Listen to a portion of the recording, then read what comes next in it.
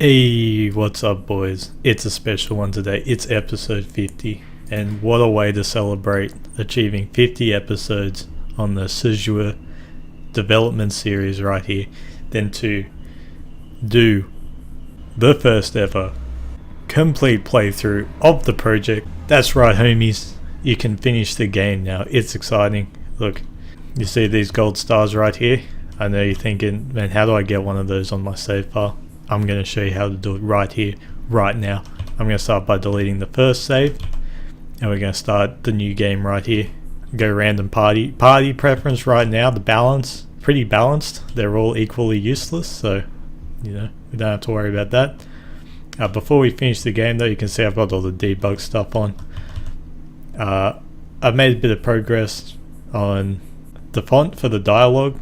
This is closer to what I want. This is much larger than the other font. If I was using the default font I had before and some other smaller ones I tried, this whole 2 lines of text was getting to about here, and it was so small that it could all fit there, which was a big problem because the way I want to do text and dialogue is I want it to be very simplistic for the most part, kind of reminiscent of the days where they were very dialogue restricted in memory, and bad translations made for awkward sentences and stuff like that. There's a charm to that I kind of want to preserve, so I don't want to be able to fit crazy amounts of text in one dialogue box because I'd have to, I feel obligated to fill it up. Of course, this box itself isn't reflective of how it's going to be. Probably have that quite a bit bigger. Yeah, but all I know is I do want a much bigger font than the little system font that I'm using to cram information everywhere. I put like a little bit of a drop shadow under it, makes it pop out quite nice. Still got to move it around and everything, but yeah, it's progress. I also spent a crap ton of time figuring out why the last characters of each line was being cut off, so these full stops weren't being showed at all. Alright, let's get to finishing the game. So I'm going to leave the town here and I'm going to head towards the prison. Now, one of the big strats to beat the game quite a bit easier is to actually hit spacebar to turn battles off completely. And then we go to this crystal here. Can't see it very well because it's covered by a red box. And then I interact with it.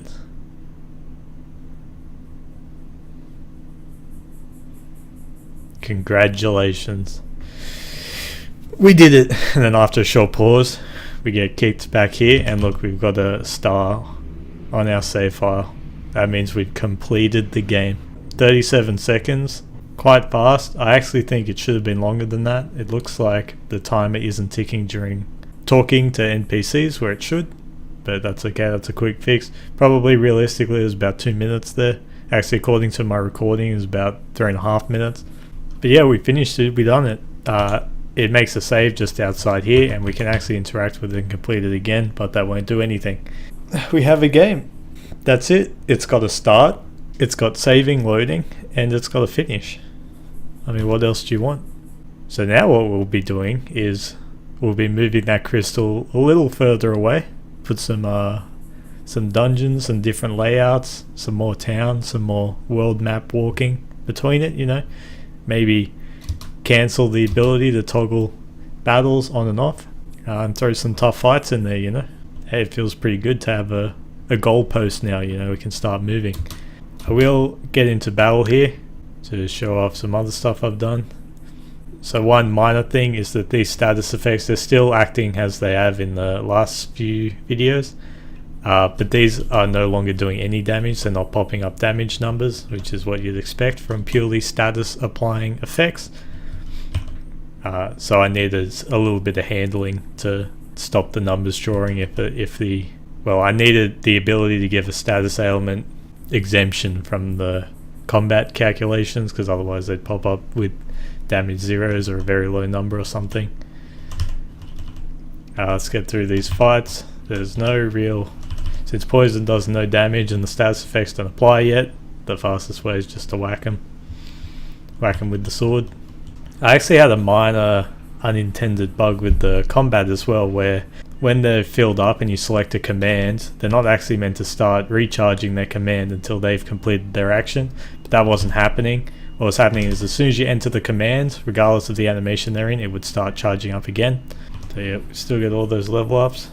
And so one thing here that's very hard to see, it's extremely hard to see actually with the green boxes, I probably should have thought ahead, but the discoloration from the poison is applying to whoever here is poisoned. I think they're all poisoned except for Green Hat here, based off like the color of his skin. The extra effects have gone away, the temporary attack and defense buffs, and if I turn battles off and as I walk, you can actually see the poison bubbles ticking on them corresponding to the amount of steps that you take, which I think is pretty cool because it kind of simulates the battle ticking. I quite like having things on this timer rather than like it being just the game timer where they play a constant poison animation. Stuff like that's subject to change. I think it's pretty neat. And if I get into another battle, then they should, yeah, it was all of them except the middle guy. They've all still got their poison effect, which is what we want. To remove poison, you'll have to use magic or have to use an item or something like that.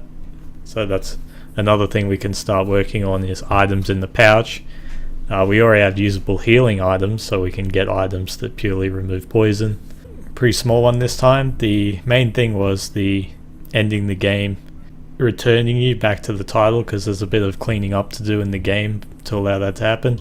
And I've also given myself this menu option that overflows the text box, return to title, where I should probably save it first, return to title, and it takes us back. We've got some 4.5 minutes now on this file, and everything should be the same except status ailments. They won't save just yet. Great, I'll cut it there. I've got a bunch of other stuff to record, I think, so get pumped for some juicy content. Have a Merry Christmas, bros. I believe this episode will come out on Christmas morning my time, if I've done my calculations right. So the big 50th episode for the 50th Christmas that we've ever celebrated. What a coincidence. Thanks guys, I'll catch you next time. I'm out.